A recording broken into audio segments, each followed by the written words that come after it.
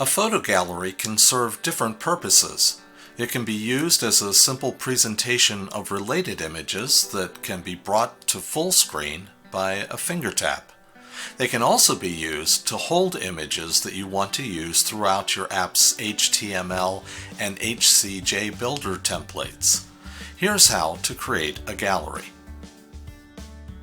First, click the Add Screen button, find the photo gallery template, and drag it into the workspace.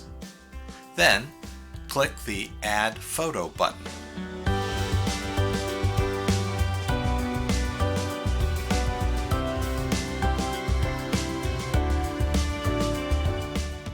Select a photo or photos that you want to add to the screen and open each file.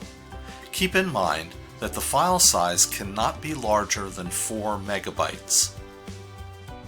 A small thumbnail image will appear on the screen. Notice you can edit the title and description of each photo.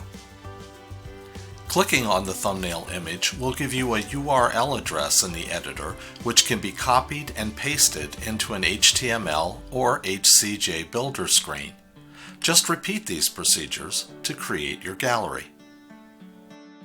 As always, don't forget to name and save your screen. Photo galleries are easy to create.